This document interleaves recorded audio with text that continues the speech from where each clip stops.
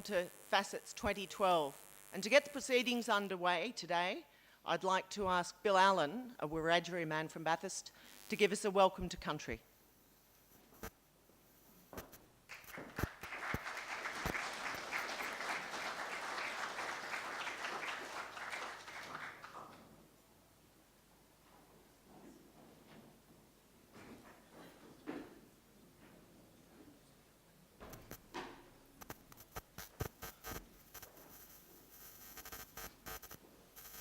Yuridumarang, which means g'day in Wiradjuri. Gibigu, Yinagu, Wiradjuri, Billa Wambul. Welcome to Wiradjuri country, people of the Macquarie River, or the Wambul River in our language.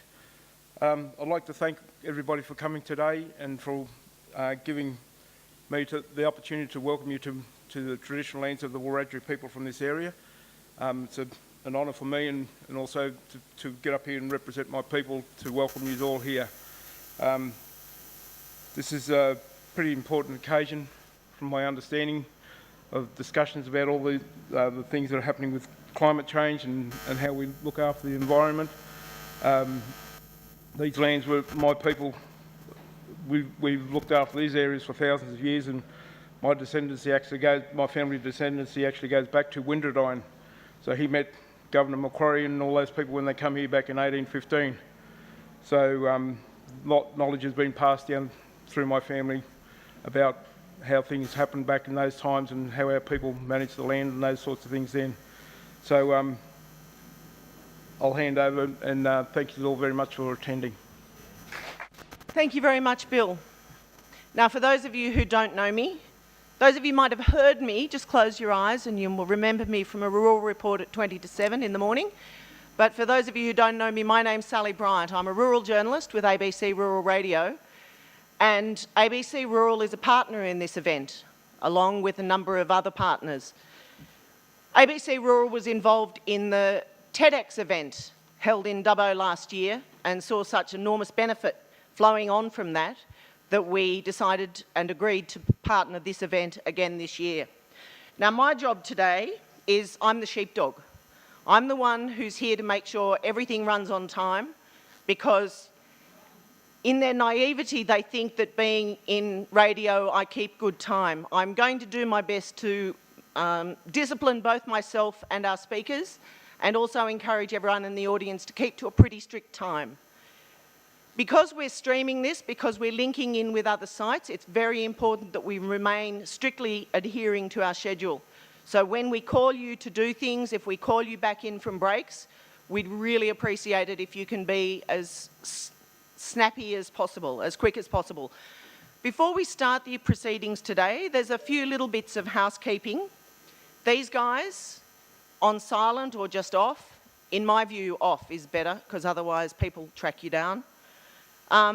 If you're looking for the loos, there is a corridor down here clearly marked with signs for ladies, men and people with disabilities.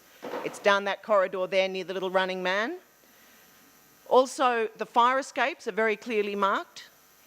I'm assured that if the fire alarm goes off, you will know the fire alarm has gone off. There are several muster areas, and they're really easy to find too, because basically they're the car parks. Now, if you're looking at your glossy, shiny printed brochure, your running list, you will find that there have been a few changes in the running order. You know, it's the nature when you organise these things. Sometimes things don't run entirely to plan. So what we've done is just rejig things to fit in with some speakers who are running late, some speakers who need different things. So we know what's going on, and it's generally going to follow the rules of what's on that printed format. Ashley, are you coming to speak to me? No? Good. Oh, good. Okay. If we look back at the TEDx event that happened in Dubbo last year, it was being within the TED format, it was under very strict guidelines, but that was the only thing that limited the TED format, the TED event last year, was the guidelines within which they worked. The range of speakers that were there were diverse, they broad-ranging, and the thing that they all had in common was they all had big ideas. And at the dinner last night, there was quite a lively conversation about who do you get to speak at these things? What should be your criteria for choosing or requesting people to come and speak at this? And one of the people I spoke to, who is speaking here today, said, you know, it's a bit daunting to look at the program and realise you're sharing a program with people like Tim Flannery, Ian Kiernan. You know, are people going to think I've got tickets on myself? I think for me, looking at the list of speakers, the thing that really strikes me about them is they have big ideas. They're not afraid to put themselves on the line and stand up and say what they think. They're people who have experience in their field, and they're not afraid to dream that things might be different. And if you look at some of the people on our program and some of the stuff they've accomplished, you get a sense that it is possible to make a difference. If you look at some of the things that Ian Kiernan has done, has gone from seeing the oceans where people just chuck stuff in them and making people aware that we all have an impact. So for all the speakers here today, I think you all need to be very aware that you're here because you have something to say. And for everyone in the audience, I think you'll be hearing stuff that will really impress you. Some of it you may not agree with, and that's great, because it's about starting a conversation and it's about getting people thinking. And if you finish today and you go away with your mind just full of stuff, then as far as I'm concerned, that is what this event is about, because that's certainly how I went away from last year's TEDx event in Dubbo. Now, having been warned I had to keep to time, I actually find that I'm ahead of time. Would you like to come up? And we will, Ben, if we can get you to speak.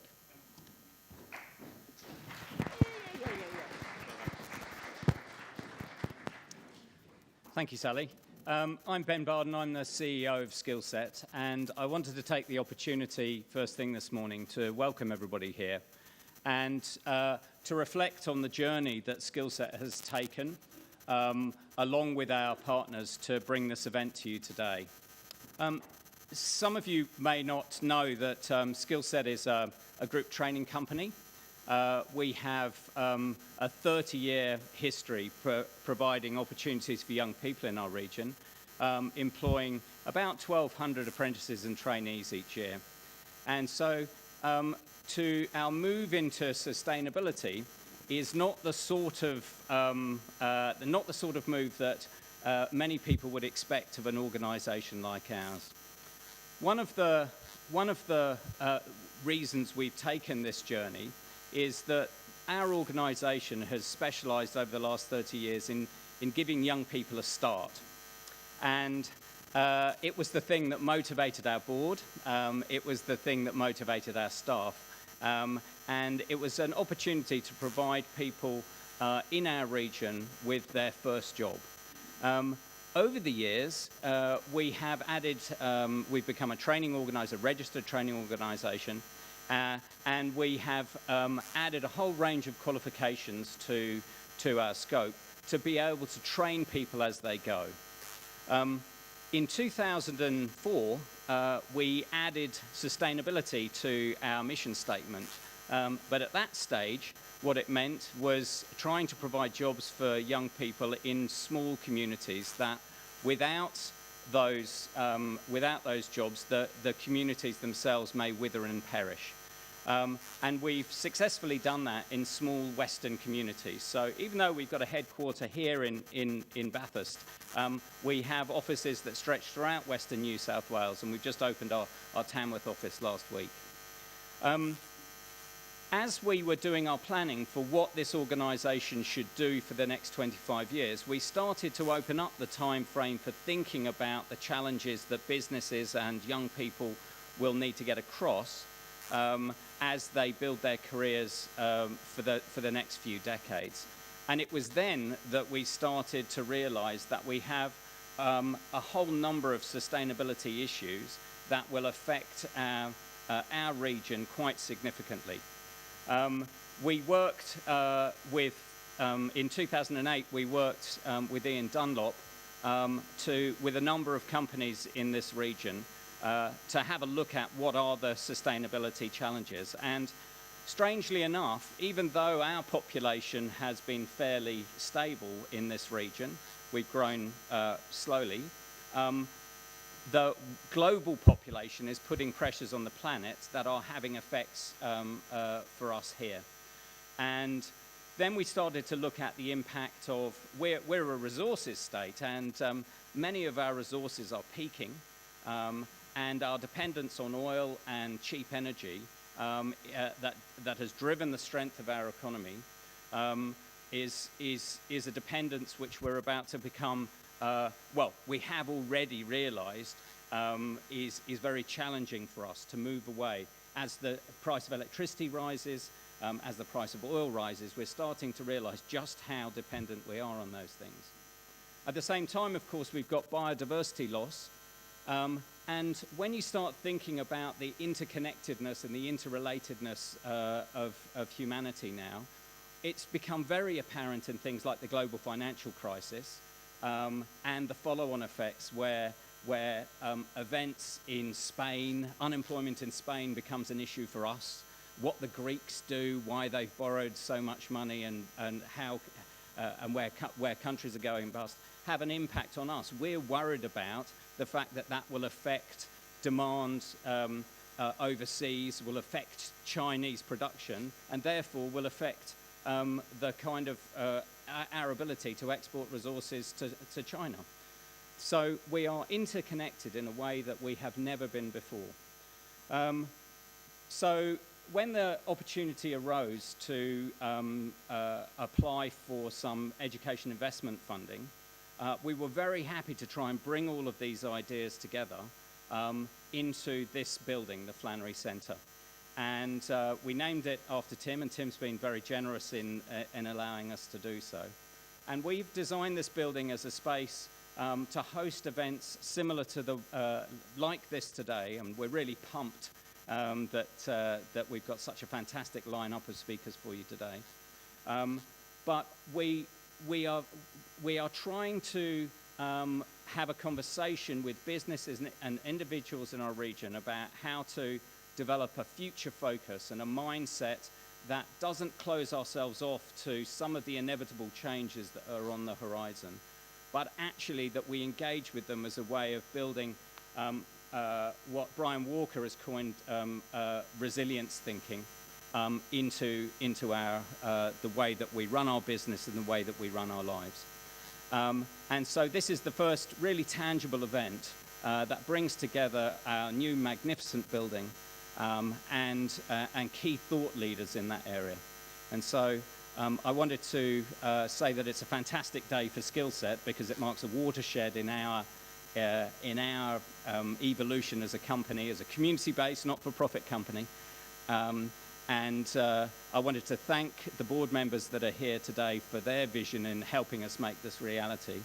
But most importantly, I wanted to thank you for coming and supporting and being part of the positive change and the move to a positive future, which we hope this centre will help you achieve. Thank you.